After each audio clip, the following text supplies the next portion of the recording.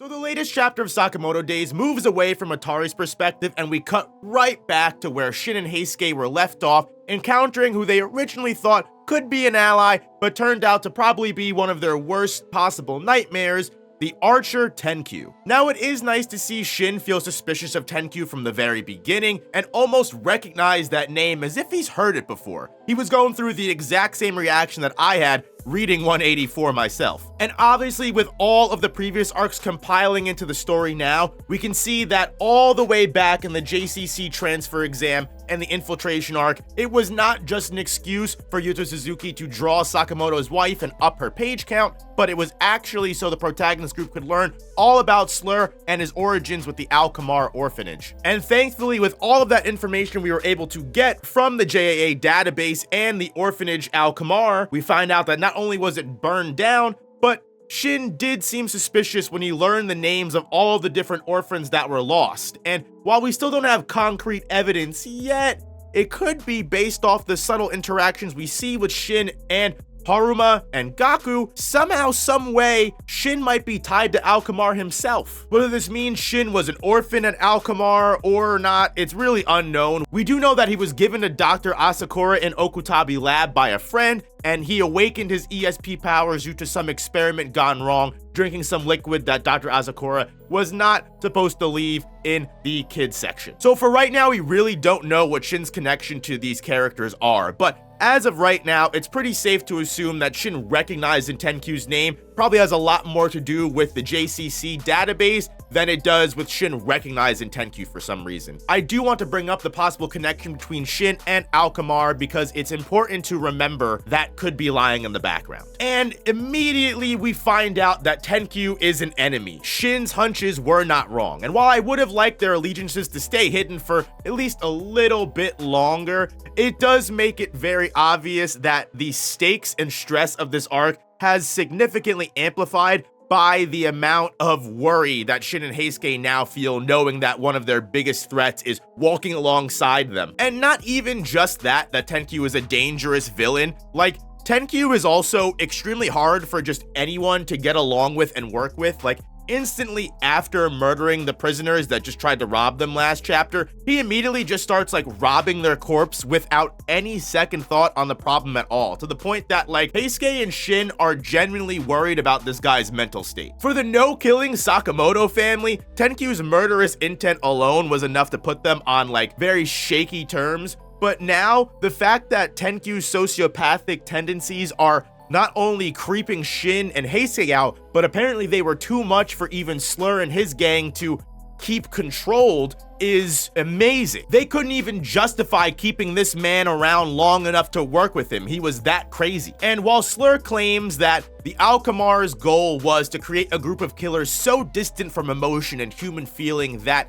they would become these cold-blooded assassins that didn't feel any type of remorse for their actions or even had any kind of deep thinking or thought about the jobs that they were given, he claims that this experiment failed on people like Slur and Kumanomi, which makes sense when you really think about it. I mean, even Gaku, Haruma, they all cared about not only each other and the bond that they formed, but they had their own distinct personalities, unique little traits, and things that made them real people. However, Tenkyu, who was originally introduced with a big box over his head, so he's clearly been weird from the beginning, was the only assassin or orphan in Al-Kamar that actually succeeded in that experimentation of removing all emotion, all need and feeling and sympathy for other humans, and to the point that Slur and Kumanomi couldn't even justify keeping Tenkyu with them in a group. He was that dangerous to himself and others, which gives perfect perspective as to why Tenkyu doesn't think twice about robbing corpses. It also creates a very reasonable scenario where Tenkyu could be absent for so long from Slur's gang. He is the actual definition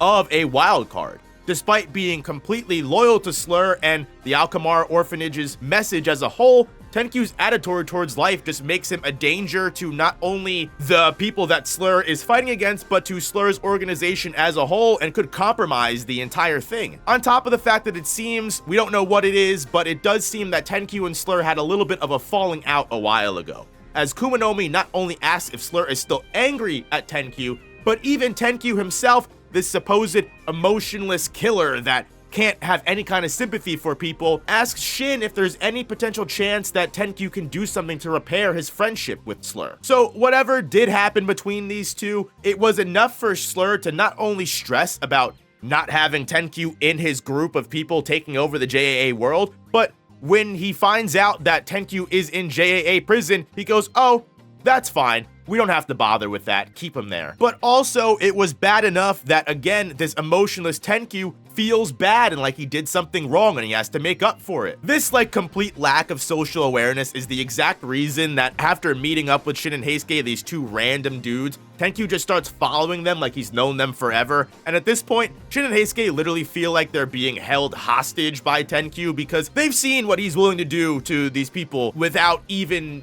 giving a single care. So if they upset him, piss him off, anything at all, and turn Tenkyu against them, it could go very badly for them if they're not prepared for it. And to make things worse, Tenkyu just immediately follows up all of Shin and Heisuke's worst fears by going, hey, you know what? I should probably ask you this before we go too far in our relationship. I'm looking specifically for Ataro Sakamoto. I'm trying to kill them. So they get confirmation that not only is Tenkyu a threat and an enemy, but he is directly tied to Slur, the exact reason why Shin and Heisuke are even training right now in the jail to fight against Slur's gang. So they have already encountered one problem, but two, he's going after the Sakamoto family. And the funniest part is, it's not even like Tenkyu is on a mission from Slur or anything like that. We got that confirmed earlier. Tenkyu is literally just doing this because he knows Sakamoto is one of the biggest threats standing in Slur's way of achieving his dream. So he said, hey, you know what? How can I make it up to the friend that I pissed off? Let me kill the person that he is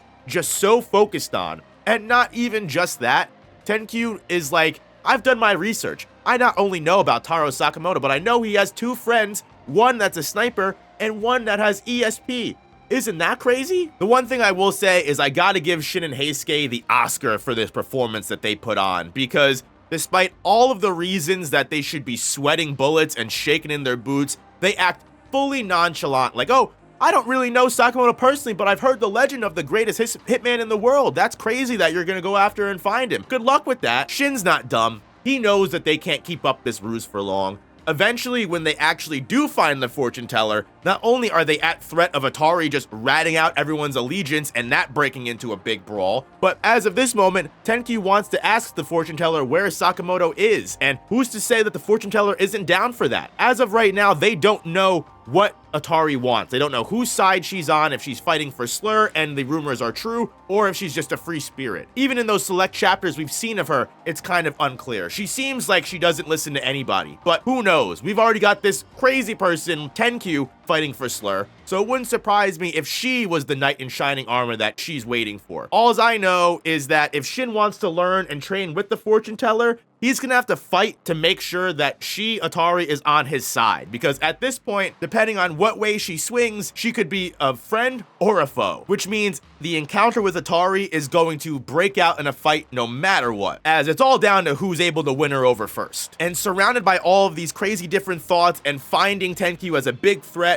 Shin wonders if they should just jump him right now while they're in this narrow alleyway and they have this moment of surprise. But just before he's able to make that decision, laser beams that look like a direct reference to the Resident Evil movie just start firing down this narrow hallway, springing a lethal trap that makes everyone have to dodge and dance out of the way. Thankfully, this is nothing compared to things that Shin and Heisuke have been through, and we already know Tenkyu's about that life, so using those combined efforts with Heisuke's ridiculous trick shooting, something that Shin even says is mind-blowing at this point, gotta give it to him. Tenkyu's accurate and precise archery on his own, which is pretty good marksmanship, and Shin's ESP, they're able to locate the man controlling the traps from behind and have Tenkyu put an arrow right between his eyes. Or chest, I guess in this matter, between his pecs. And they survive. However, this sense of relief doesn't last for long because Tenkyu isn't dumb either. Specifically looking for someone that is able to use ESP and then watching Shin do something that's almost definitely ESP related. Not only just that, but Heisuke did not do a good job of hiding his insane marksmanship abilities. I mean, the fact that he blocked the lasers with the two bullets on Shin's side I've never seen anything like it. And sure, Shin tries to trick Tenkyu thinking he's stupid, goes, oh, I saw a shadow. Tenkyu may be dumb, but Tenkyu is a level S tier assassin. If there was a shadow that Shin was able to see and manipulate and find out his location, Tenkyu as a marksman would have been able to see it. He's not fallen for that. And now Shin has to make a decision. Does he immediately take up the previous train of thought and fight Tenkyu with Heisuke now, which most likely they would definitely lose this fight? Or do they prolong the inevitable and do their best they can to try and find Tenkyu's weakness, or just keep him on the right side of history for as long as they possibly can? Shin decides to do the latter, which is he says, you know what? I've got to tell you, Tenkyu, I didn't want to tell you before. I'm actually the fortune teller. I used my fortune power to figure that out. While that is definitely the hardest decision to pull off, it might have been the right one, for now at least, because this is going to amplify the tension between these groups tenfold when they actually do fight and break out. Finding what Tenkyu needs, potentially speaking, he's going to say, oh, you're the fortune teller? All right, let's just go back up. And it's now going to be all on Shin to continually goad Tenkyu to continually follow them further and further down the jail, because they can't go up. They have to find the real fortune teller. And without even speaking, obviously, as soon as they run into Atari, that's going to be a big problem. She's going to be like, oh, I'm the fortune teller. And then the ruse is going to be over. So this just keeps getting worse by the moment. On top of the fact that we already know Atari is on basement floor 2 herself